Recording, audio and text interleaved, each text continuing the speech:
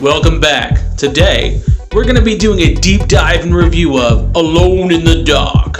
And this time, I brought along my good buddy, Cory Hanks. Alone in the Dark was released on March 20th, 2024 for the Xbox Series consoles, the PS5, and the PC, and is a reimagining/remake of the 1992 classic game.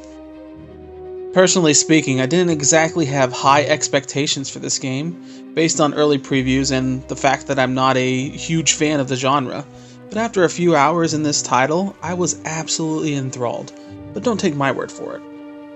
So one thing that I think is a perfect comparison piece for how this game treats the content of the original game.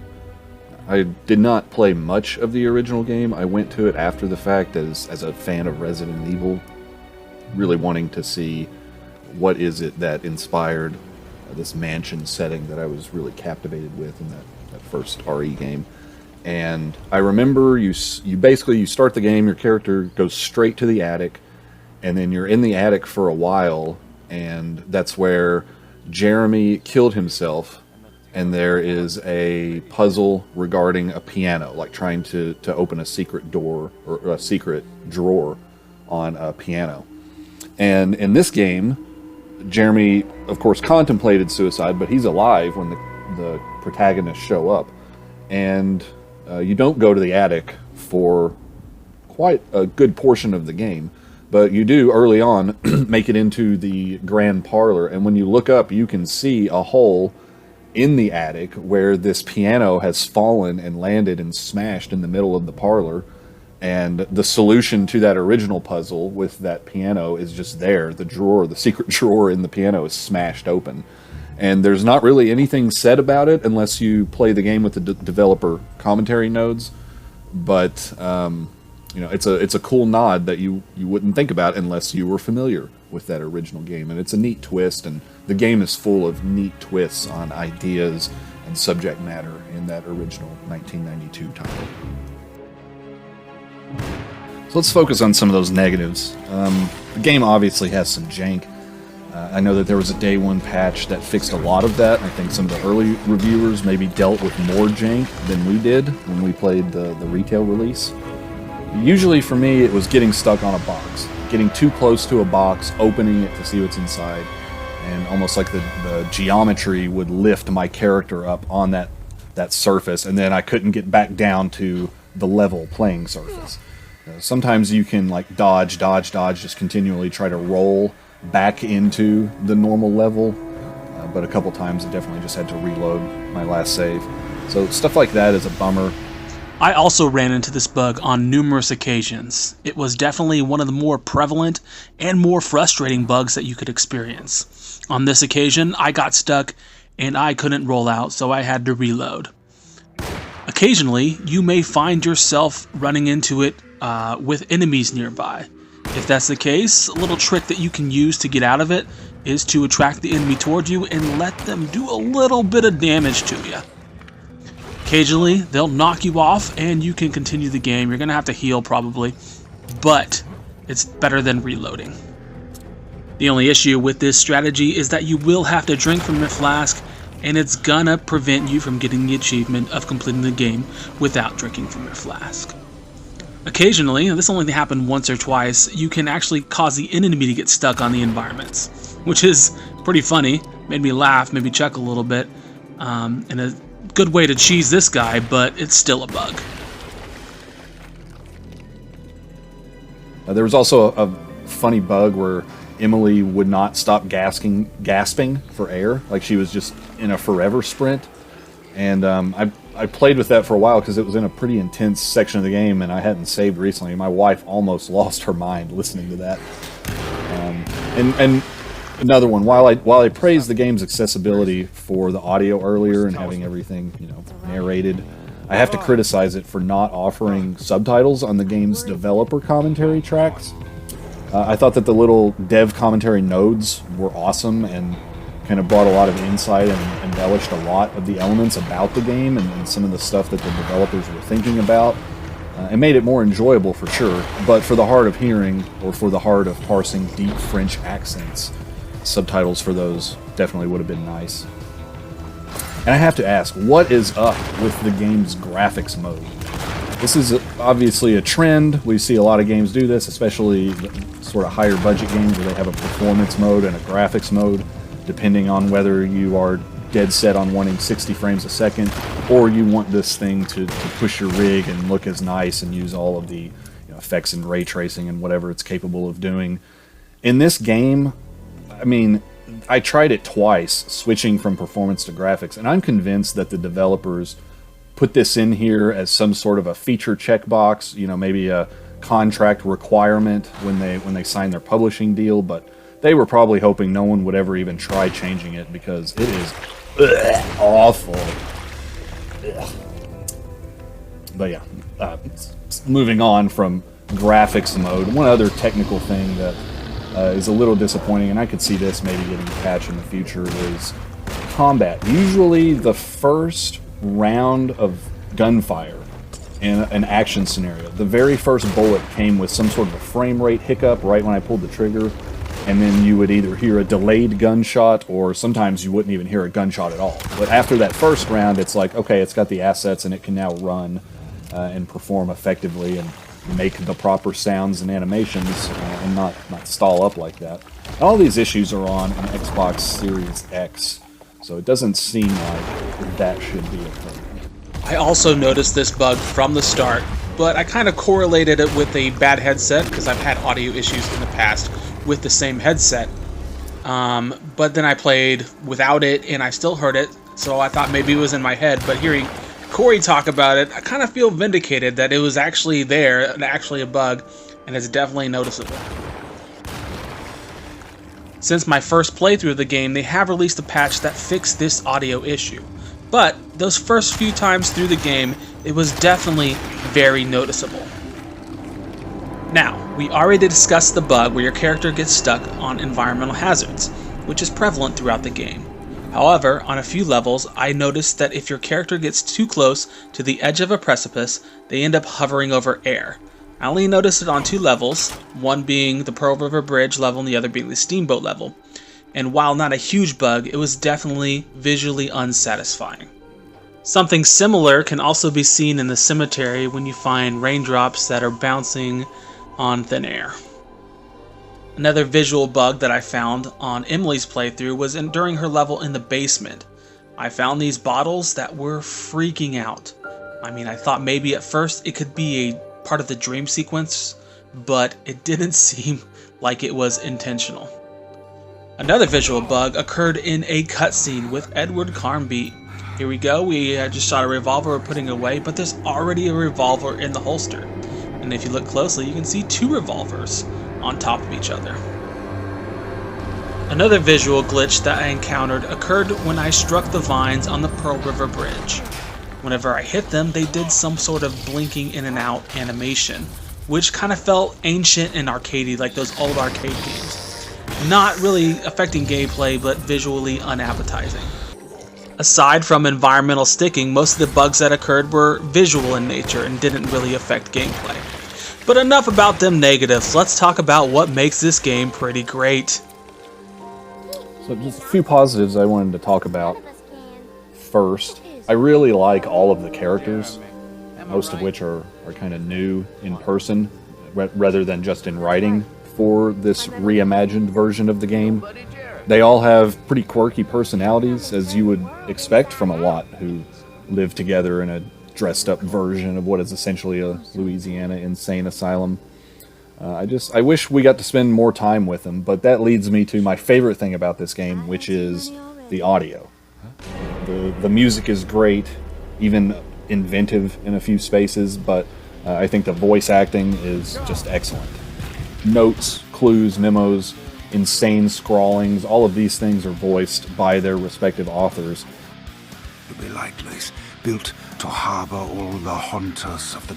But then you've also got your journal with your objectives that update, sometimes like 20 times per chapter it seems like, as you find new steps to move you along. Your journal will update with some kind of thoughts and perspective from the protagonist, and all of those are voiced by our narrator, Mrs. Beauregard, who's a resident at Corsetto. Cory found himself in a vast and dark desert. He had certainly had his share of strange happenings this evening. And all of that stuff being read too, I think that that's kind of a bonus for accessibility, not just for immersion. I think the graphics in this game are excellent. The the assets as you move around, whether it's furniture or realistic-looking velvet wallpaper being lit by a lightning strike outside the window, that stuff looks great. If it's outdoors, and there's like ivy littering the walls, draped in sunlight, all of that stuff looks really just fantastic. Other than outside of maybe some character faces during the cutscenes. But there's some nice little kind of graphical or animation touches too, like if you're walking past a countertop or a banister, your character will put their hand up and kind of rest it on there as you stroll past. It's very natural looking and it's nicely implemented. And then I also wanted to touch on, aside from the atmosphere and everything else, I really appreciate that both characters from the original game were retained. That seemed to me like it would be a really easy cut just to make it be a story about Detective Cory or just about Emily Hartwood. It definitely reminded me of the early Resident Evil games where you usually have a similar format with two playable characters. And I liked it here because there were some differences in the way you play through, but overall I was disappointed that one playthrough didn't affect the other really at all. And when you play through as a second character, the only thing that is different is collectibles. Some of the collectibles that you picked up the first time through will carry over, so they're not there again. Oh wow, I can't believe I guessed the combination. I must be so... Cory makes some excellent points about the positive aspects of this game. And I will say that what this game lacks in that AAA polish and smooth encounters with enemies and other encounters, it makes up for in droves with its spooky environment in that awesome mansion setting. I was also super impressed by that dynamic hand when they put their hand on the stairwell. It's such a small thing, but it's such a nice detail to have. From the haunted mansion to the foggy streets of New Orleans, this game absolutely nails its environment and atmosphere. And while its combat could definitely use some polish and isn't really anything to write home about, it rarely misses either, and it has that gritty, old-school horror feeling.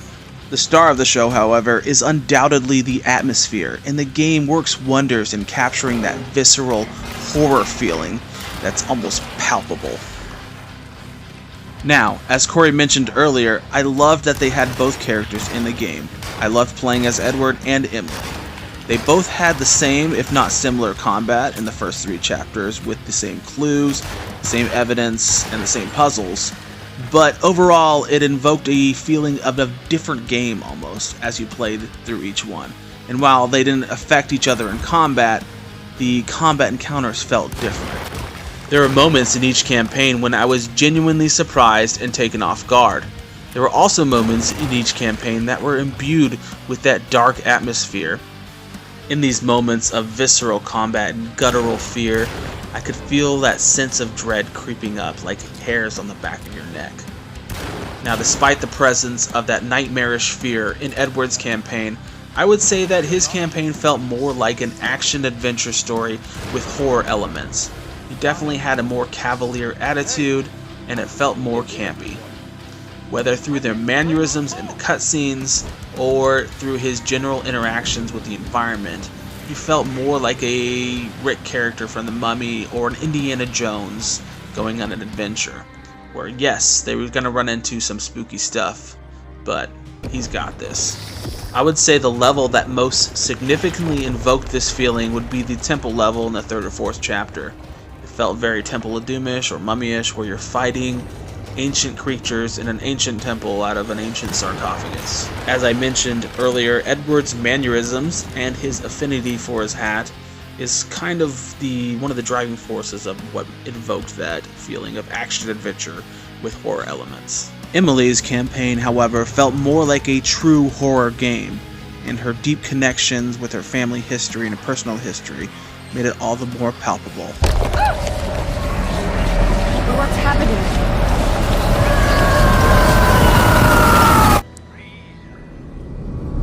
Emily was definitely a badass, but she had a better fourth chapter, she had a better connection to the story, and she had more horror elements present within. She definitely felt more like the one that was alone in the dark. One of the things that felt deeply planted and I loved about this game is that it elicited a sense of psychological horror. And I say that in the sense of mind-bending phenomena reminiscent of Twilight Zone, where the characters might not actually be experiencing this in real life, and they're actually fighting demons in their own head. One piece of evidence, if you will, that elicits this feeling is that the characters consistently drink from their flask. As we all know, this contains alcohol, and they use the alcohol to heal their wounds. But what it actually does is it perpetuates their descent into darkness. And despite their attempts to ascend the ladder and climb out, the more they drink, the more they heal, the more they become trapped in this hellish nightmare within their own head. I also liked how your melee weapons broke if you used them too much. It was definitely a pain to deal with, but it helped elicit that sense of dread, that sense of horror that I craved. And honestly, I haven't been this scared playing a game since Doom 3. It was such a great feeling to be on the edge of my seat the whole time. Number scores can be tougher for some games than others. Certainly for games like this, they can be kind of difficult to quantify because technically it looks great, it sounds great. You know, it looks and sounds like a new AAA game, but it's got some jank. You know, it's not made by, let's say, masters of their craft in the technological department. I do think a game like this, you know, it's got multiple endings. That sort of thing can help with the value department because you can make some decisions on subsequent playthroughs. It might cause some different endings to happen. And that sort of thing is there for fans who enjoy it the first time around and want to do it again and, you know, relive parts of the experience but still get fresh experiences at the same time. But this game, it's not doing anything super crazy or out there conceptually or gameplay-wise. It's got some parts of it that are objectively great, and overall, I think it's a solid product that really comes down to subject matter, you know, whether or not to recommend it to someone. I've seen lots of 7s thrown out, which I can appreciate. I think anyone saying 4 or below either isn't a genre fan or perhaps they encountered lots of those pre-release bugs I mentioned that were fixed in a day one patch. Now, I personally am a horror fan. I like the Lovecraftian style of horror, you know, unspeakable creatures from other dimensions that a human would just lose their mind just to look at it. I'm also a big fan of the mansion setting. That right there gets it a solid 0.1 increase just because it's set in this eerie old mansion that I have a huge proclivity for. But if those things, you know, with a 1920s setting and a Resident Evil 4 camera perspective, if that stuff sounds good to you, then I can heartily recommend it. I give it an 8.4 out of 10. Cory brings up some excellent points, and I really like that score of his. Personally speaking, I found the game to be captivating. Yes, there was some jank and some wonk and some maybe less than stellar performance. But overall, I even found the combat fun. I found the voice acting amazing, the setting phenomenal, and just the overall environment and feeling that it gives you just to be such a fun time. As far as subjective score, I would give it an 8.5, and objective score is 7.5, which brings us to an average of an overall score of 8. I can highly recommend this game. The developers themselves summed it up best. What? You guys didn't like the play? It was alright. A little difficult to follow. Oh, I agree. Let's just say there were moments where it left me alone in the dark. Oh, God. That's the name of the play. Whoa, what do you know? Cory and I both enjoyed this game a lot, and we appreciate you taking the time to watch this video. Have a great day.